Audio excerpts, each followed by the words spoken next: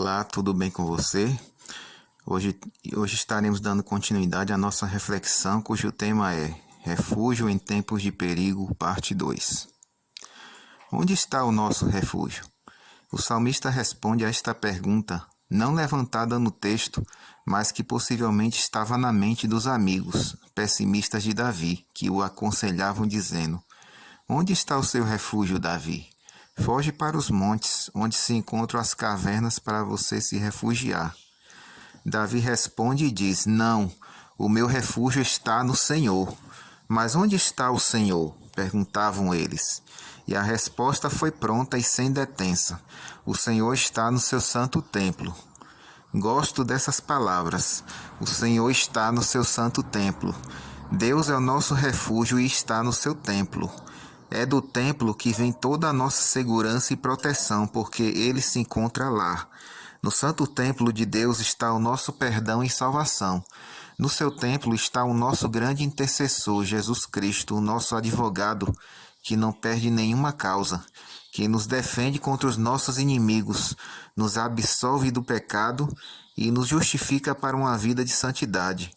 No seu templo glorioso e santo está o nosso nome no livro da vida. No seu templo está a certeza de nossa glorificação. Deus está no templo. O templo está nos céus, e nos céus tem o Senhor o seu trono.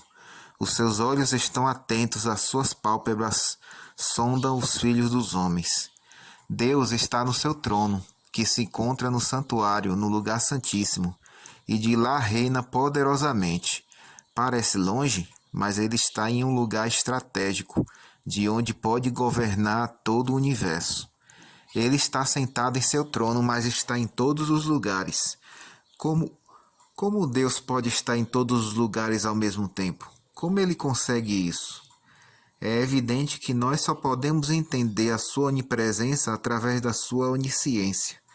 E esta onisciência foi aqui colocada na figura de seus olhos. Os seus olhos estão atentos. Ele pode ver a tudo e a todos. Ele sabe de tudo o que acontece neste exato momento, em todo o universo. Ele está presente através do poder de seus olhos, que sonda os filhos dos homens.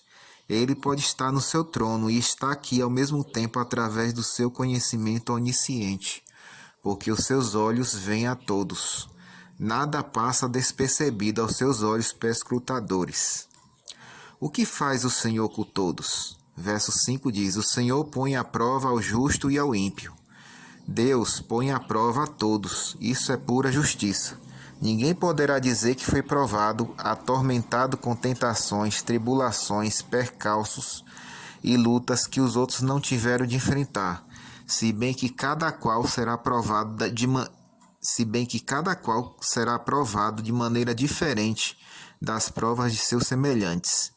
Cada ser humano que passar por este mundo terá sua sorte de provas e testes. Todos passarão pelo fogo das aflições, um de uma forma, outros de outra.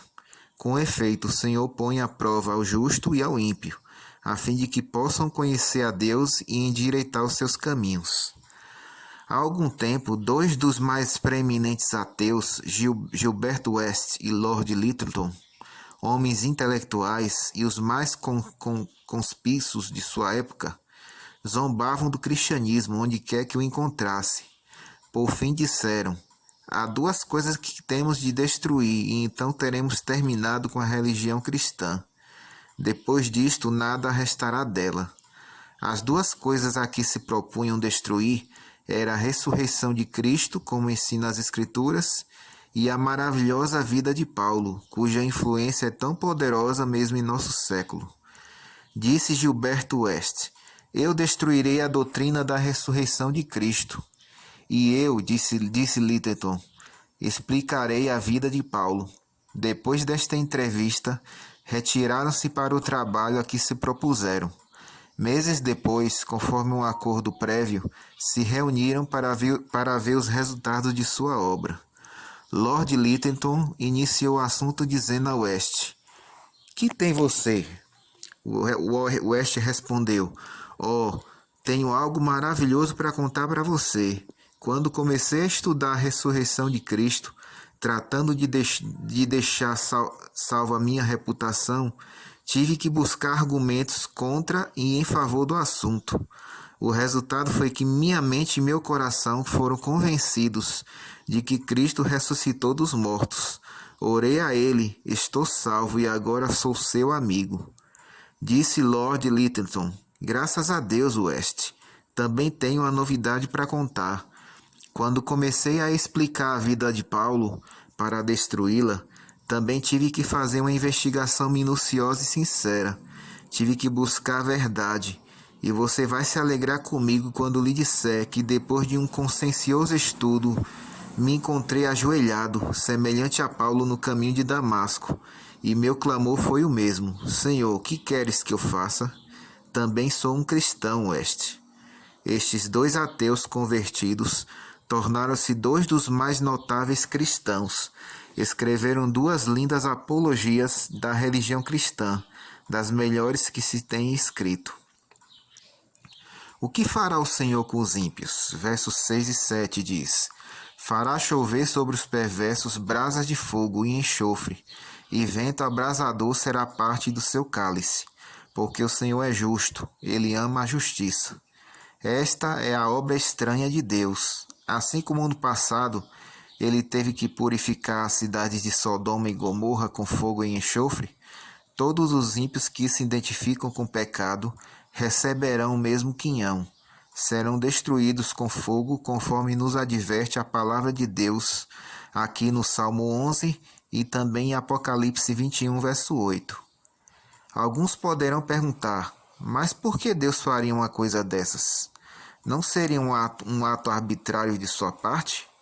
O salmista responde sem detença, porque o Senhor é justo, ele ama a justiça. Se Deus é justo, ele aplicará a recompensa merecida para os ímpios, que rejeitaram o oferecimento de sua misericórdia, que custou o imenso sacrifício de Jesus Cristo na cruz do Calvário, em que o Filho de Deus derramou seu sangue pelo preço do resgate de todos os ímpios habitantes da terra. A medida da justiça divina não é avaliada meramente por pecados praticados, mas pela rejeição da sua graça e do oferecimento da salvação.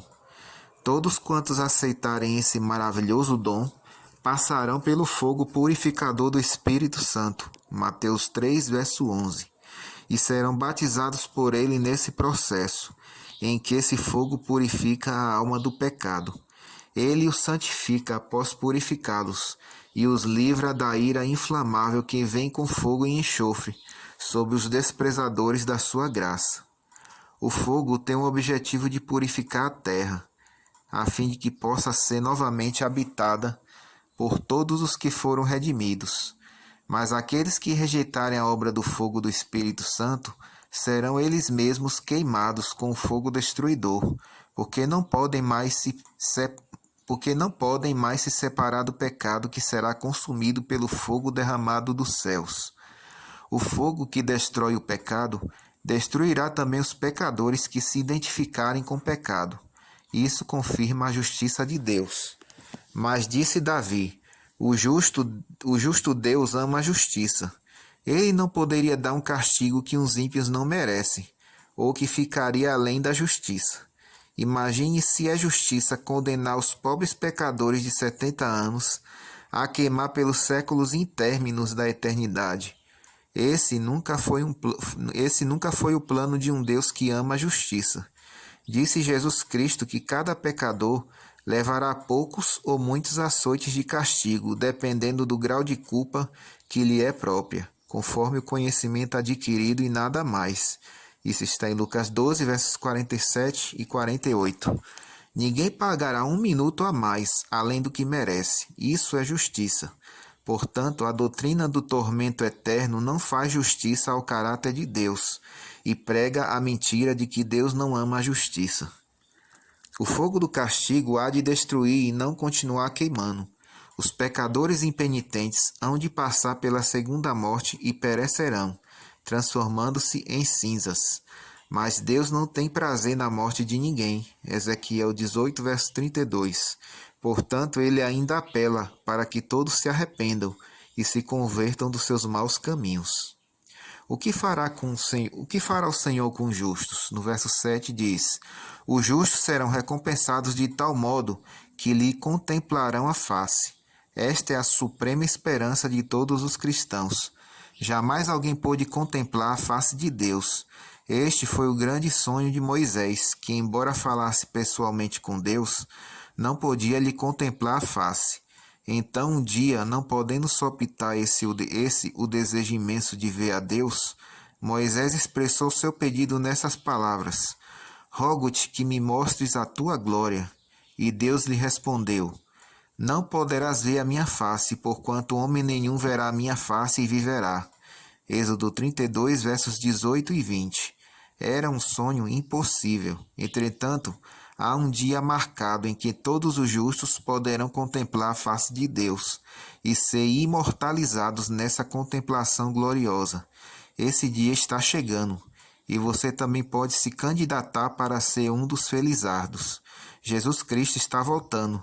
O nosso Senhor estará retornando em glória e majestade, e os justos contemplarão a sua face e viverão. O Senhor é o nosso refúgio. Enquanto que os ímpios serão destruídos pela ira de Deus, Ele é o refúgio de sua própria ira de fogo e enxofre, para o seu povo que busca hoje a sua vontade. O sangue de Cristo é o resgate do fogo que queimará os rebeldes pecadores, que rejeitarem esse dom de Deus em seu Filho. Prepare-se, busque a comunhão com Deus, resolva pertencer inteiramente ao seu Salvador. Não permita que as distrações do mundo ímpio o desviem desse maravilhoso futuro. Jamais esqueça que o Senhor é o nosso refúgio em todo o tempo, lugar ou circunstância. Ele pode salvar totalmente a você agora e está se esforçando para que você atenda ao seu chamado. Não deixe essa decisão para depois. Amanhã pode ser tarde demais. Abandone o seu pecado predileto. Busque o refúgio em Deus e no Salvador Jesus Cristo. Se você deseja abandonar o pecado e buscar o Senhor Jesus e se preparar para a volta de Jesus, vamos orar. Querido Pai, queremos pedir que o Senhor nos ajude, Senhor, a abandonar o pecado e buscar a sua face cada dia. E assim que possamos nos preparar para o teu breve retorno. Que o Senhor abençoe a cada um que está ouvindo esse áudio, em nome de Jesus. Amém.